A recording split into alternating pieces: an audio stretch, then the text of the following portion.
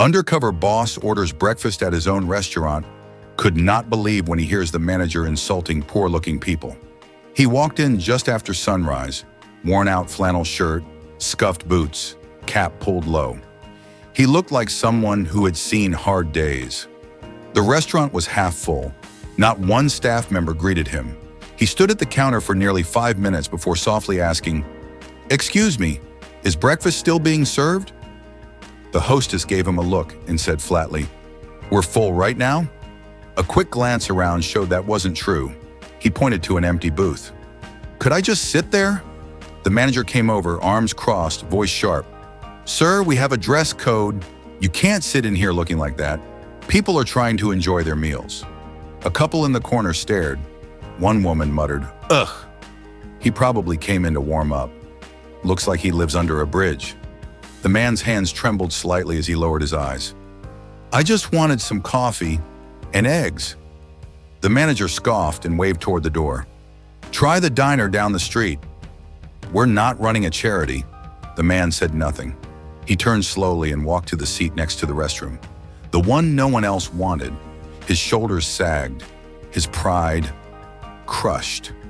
What no one in that restaurant knew was that this so-called nobody had once poured his entire life into these walls.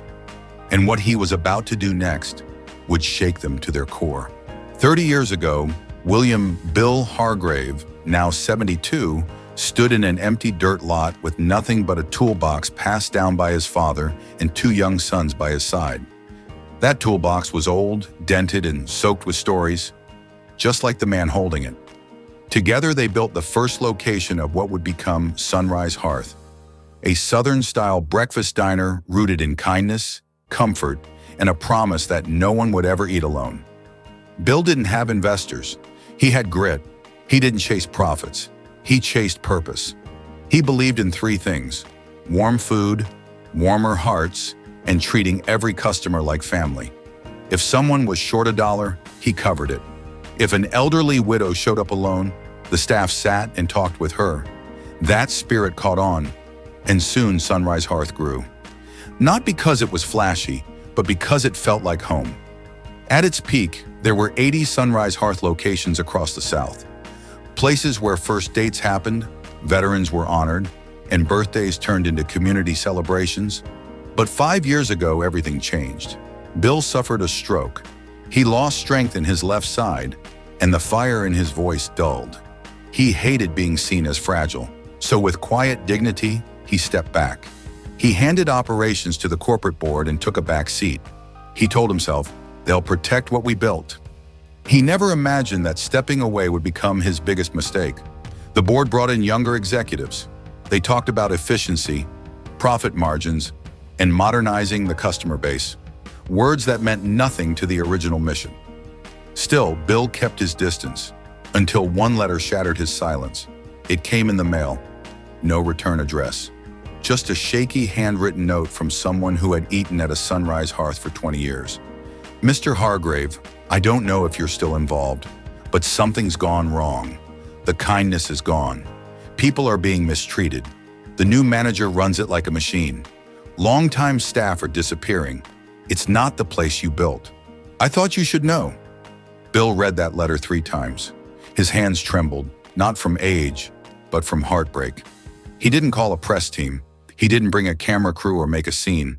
Instead, he woke up before sunrise the next morning, pulled on a faded flannel shirt, scuffed old boots, and his late wife's favorite cap. The one she always said made him look like a humble cowboy. No one would recognize him, and that was the point. He was going in alone, unnoticed, in disguise, not to reclaim attention, but to find the truth, and maybe to remind a few people what Sunrise Hearth was really about. The sun had barely risen when Bill Hargrave shuffled across the cracked asphalt of the very restaurant he once built with his bare hands. The Sunrise Hearth sign still glowed in soft amber light, but something about it felt colder, sharper. He opened the door slowly, hoping to be hit by the warm smells of buttermilk biscuits and fresh brewed coffee, the way it used to be. Instead, he heard a voice snap from the front counter. "Sir, we're not seating anyone without a reservation this morning." Big brunch crowd. VIPs only. Bill blinked. I just wanted a table for one. The hostess didn't even look up. She was no older than 25, scrolling on a tablet. We don't take walk-ins before 9, unless you're a rewards member or pre-booked online. She glanced at his old flannel shirt, stained jeans, and worn boots. No offense, sir, but you don't look like someone who tips. Bill felt the sting. I built this place, he wanted to say, but he didn't. He lowered his head, whispered, "Is it all right if I just sit near the back?" "I won't be any trouble," the girl sighed. "Fine, near the restroom. Just don't get in the way. And don't ask for extras, we're short-staffed." She handed him a menu like it was a burden. Bill took the seat near the restroom, the exact place where he'd once sat with his late wife and grandkids after church. No one recognized him. No one cared. To them, he was just an old man, possibly homeless, looking for free air conditioning and pity. From that lonely corner, Bill watched the morning unfold. He saw families walk in, smiling, happy, and get greeted with charm and "y'all come on in" tones. But those same cheerful waiters had completely ignored him, and it wasn't just him. At table 4, an older veteran with trembling hands asked, "Y'all still do that senior discount?" The waitress, barely hiding her irritation, rolled her eyes. "Only on weekdays, sir. It's Saturday. If it's a problem, I can ask the manager, but she's not into freebies." The old man just nodded quietly, shoulders drooping. He looked down at the small photo in his wallet, a woman in a nurse's uniform. Bill gripped the edge of the table. Then came the whispers. A server walking past Bill scoffed to another. "Manager says unless they're spending over 40 or tipping big, don't waste time. These low-budget folks slow us down." The other laughed. "He's probably just here to use the restroom." Bill's heart sank. That wasn't the restaurant he built. That wasn't the soul of Sunrise Hearth. He glanced around, searching for anything familiar. Then, something small, something quiet, gave him hope. A young dishwasher, no older than 19, emerged from the kitchen with a bus tub of plates. He saw Bill, paused, and looked around nervously. He wiped his hands on his apron and walked over, sliding a warm cup of coffee in front of Bill.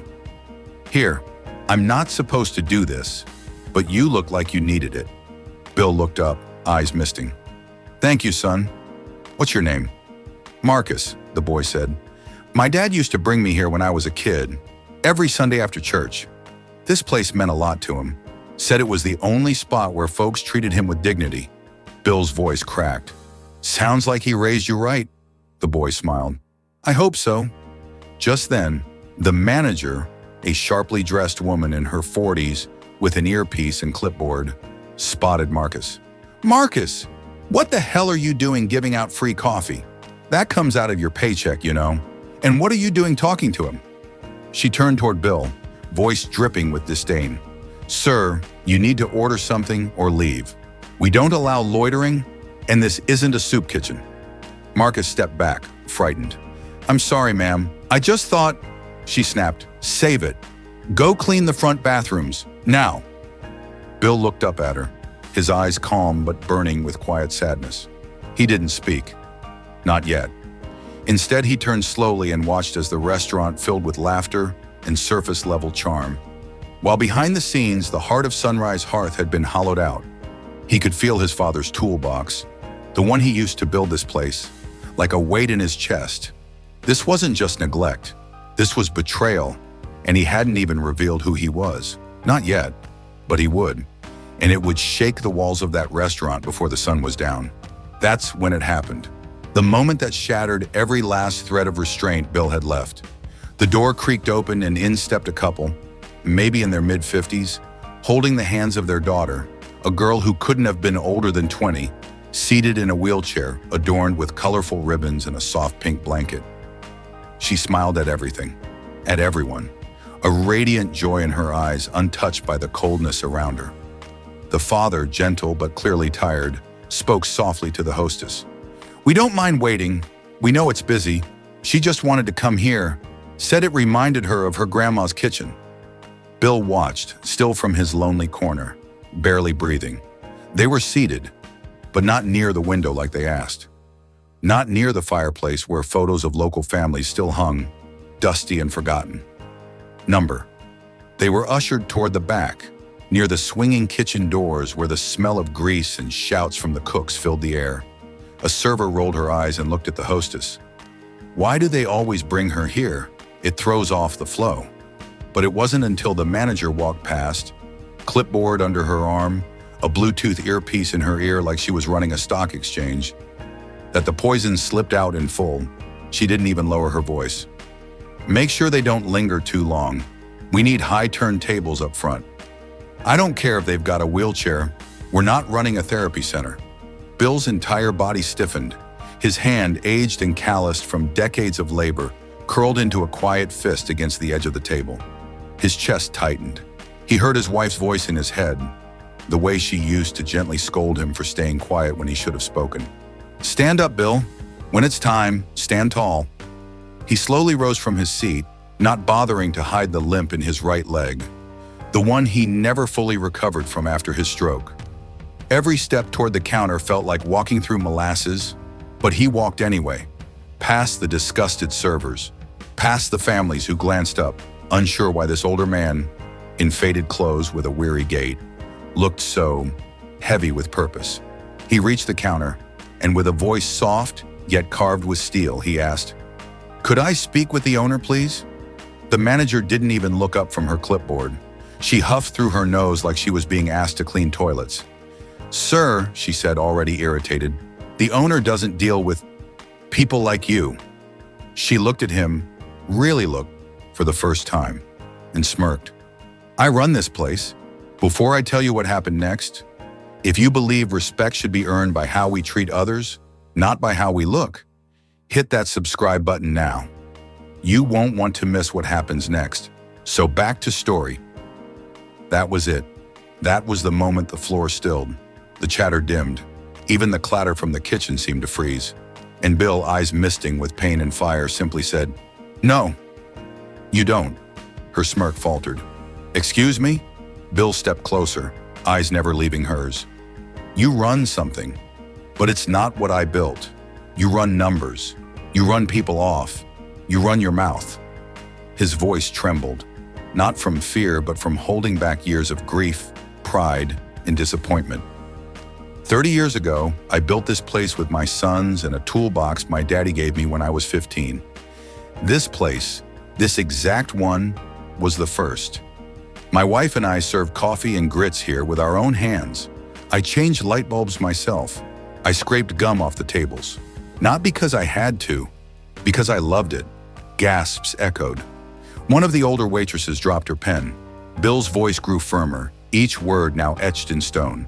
"And 5 years ago, after my stroke, I stepped away so the next generation could carry the torch. I trusted that whoever sat in this chair would lead with heart, not just a profit chart." The room was now silent. Even the little girl in the wheelchair had stopped talking, her wide eyes focused on him. "I came here in disguise," Bill continued, "because I didn't want special treatment. I wanted to see the truth." He looked toward Marcus, the young dishwasher who had dared to show kindness. And thank God for that boy, the only one who remembered what Sunrise Hearth was built on. He turned back to the manager, who now looked like she wanted to melt into the floor. "You said I don't look like someone the owner would speak to. Well, let me introduce myself." He took off the faded cap, straightened his back. "My name is William Hargrave, and this is still my restaurant." Silence, then murmurs, then disbelief, and then, one by one, the customers started clapping. Not loud or performative, but a slow, steady, reverent rhythm. Like something sacred had been returned. The manager stumbled backward, mouth agape, clipboard slipping from her fingers and hitting the floor with a slap. Bill's words hung heavy in the air, like a thunderclap that shook the very walls of Sunrise Hearth. The manager's smirk faded, replaced by a flash of panic. Her confident posture crumbled into something smaller, vulnerable. You can't be him," she stammered, voice cracking. "Oh, but I am," Bill said quietly, his gaze steady. "And you have broken everything this place stood for." For a long moment, the manager just stared, mouth opening and closing, like a fish out of water. Then with a bitter laugh that barely masked her shame, she said, "What? You're going to fire me? Bill shook his head slowly. Number, you're going to learn. He paused, then added with calm authority, starting tomorrow, you will work here every single day. You will start by sweeping the floors, cleaning tables, and serving guests, not as their manager, but as part of this family you forgot existed. For the next 3 years. The room gasped. Her face paled. 3 years, she spat, disbelief turning to anger. Bill's voice was firm, but not cruel. 3 years to remember what respect means, to earn the trust you lost, to understand that a leader isn't someone who barks orders, but someone who serves those who walk through that door. The manager's eyes flashed with fury, but no one doubted Bill's word. As he turned to leave the counter, the young dishwasher, Marcus, smiled quietly at Bill, the only one who still believed. You're making the right call, sir, Marcus said softly. Bill nodded, his heart heavy but hopeful. It's time Sunrise Hearth remembered who we really are. The very next morning, Bill stepped into Sunrise Hearth. No disguise, no hesitation. The man who built this place was back, and this time, his voice carried the weight of decades of love, pain, and hope. He gathered all the employees in the dining room, from servers to cooks to the manager whose attitude had nearly broken the restaurant's soul. Bill looked at them all, eyes steady, voice calm but firm. We're not here to punish anyone, he said, but we are here to change. Anyone who hasn't been treating our customers like family, this is your chance to make it right. We believe in second chances here at Sunrise Hearth. Then with a warm smile, Bill reinstated the employee discount that had quietly disappeared, signaling that kindness would return to every corner of the restaurant. Finally, Bill turned to Marcus, the young dishwasher who had quietly shown him the heart of Sunrise Hearth, and placed a hand on his shoulder. You reminded me why I started this place, Bill said softly, and I want you to help me lead it. Starting today, you're our new manager. Marcus's eyes filled with pride and a touch of disbelief, but Bill's confidence in him was clear and unwavering. Before closing, Bill shared a message that went beyond the walls of Sunrise Hearth, a lesson for everyone watching. You never know who's walking through your doors.